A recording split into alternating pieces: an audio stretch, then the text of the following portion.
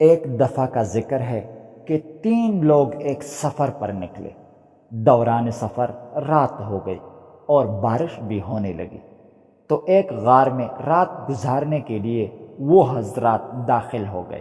لیکن تھوڑی ہی دیر بعد ایک بڑا سا پتھر لڑک کر نیچے آیا اور غار کے دہانے کو بند کر دیا۔ یہ دیکھ کر انہوں نے آپس میں فیصلہ کیا کہ اس آزمائش سے نجات کی کیا صورت ہو سکتی ہے۔ مشورے سے یہی طے ہوا کہ ہم میں سے ہر ایک اپنے اپنے نیک عمل کے وسیلے سے اللہ تعالیٰ سے دعا کرے گا۔ چنانچہ وہ اپنے اپنے عمل کے حوالے سے دعا کرنے لگے۔ پہلے شخص نے دعا کرتے ہوئے کہا، یا اللہ، تو جانتا ہے کہ میرے ماں باپ بوڑھے تھے اور شام کو میں سب سے پہلے انہی کو دودھ پلاتا تھا۔ ان سے پہلے میں اہل و عیال اور غلام و خادم کو دودھ نہیں پلاتا تھا۔ ایک دن میں اپنے جانوروں کے چارہ کی تلاش میں دور نکل گیا تھا، اور جب واپس آیا تو میرے والدین سو چکے تھے۔ میں نے دودھ ان کی خدمت میں لے کر حاضر ہوا تو دیکھا وہ گہری نیند میں ہیں۔ میں نے ان کو جگانا مناسب نہیں سمجھا اور ان سے پہلے اپنے اہل و عیال اور غلاموں کو دودھ پلانا بھی گوارا نہ کیا۔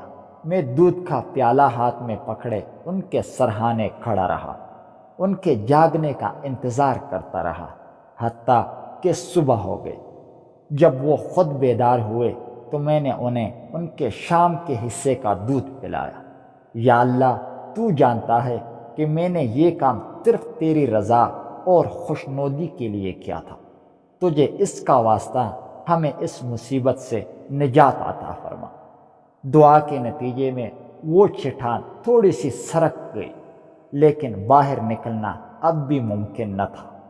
دوسرے شخص نے دعا کرتے ہوئے کہا، یا اللہ، تو جانتا ہے کہ میری ایک چچا زاد بہن تھی جو مجھے سب سے زیادہ محبوب تھی۔ ایک مرتبہ میں نے اس سے اپنی نفسیاتی خواہش پوری کرنے کا ارادہ کیا، لیکن وہ آمادہ نہیں ہوئی اور انکار کر دیا، حتیٰ کہ ایک وقت آیا کہ قحط سالی نے اسے میرے پاس آنے پر مجبور کر دیا۔ میں نے اسے اس شرط پر 120 دینار دیے کہ وہ مجھے اپنے آپ سے نہ روکے۔ وہ آمادہ ہو گئی جب میں تنہائی میں اسے لے گیا، اور ہر طرح سے وہ میرے قابو میں آ گئی تھی، یہاں تک کہ وہ میری مکمل دسترس میں تھی۔ اسی دوران اس نے مجھ سے کہا کہ تمہیں برائی کرتے وقت اللہ سے ڈر نہیں لگتا؟ اس کے ان الفاظ نے یا اللہ تیرے خوف میرے اوپر طاری کر دیا، اور میں اس سے دور ہو گیا، حالانکہ وہ عورتوں میں مجھے سب سے زیادہ محبوب تھی، اور میں اپنا نفسیاتی خواہش کو بھی پورا کر سکتا تھا، لیکن تیرے خوف سے میں نے گناہ چھوڑ دیا۔ میں نے سونے کے وہ دینار بھی اس کو دے دیے۔ یا اللہ، اگر میں نے یہ کام تیری رضا کے لیے کیا تھا تو ہمیں اس مصیبت سے نجات عطا فرما۔ چنانچہ وہ چٹان کچھ اور سرک گئی، لیکن باہر نکلنے کا راستہ اب بھی بدستور ناکافی۔ تیسرے شخص نے دعا مانگتے ہوئے کہا، یا اللہ، تجھے میرے حقیقت حال اچھی طرح معلوم ہے۔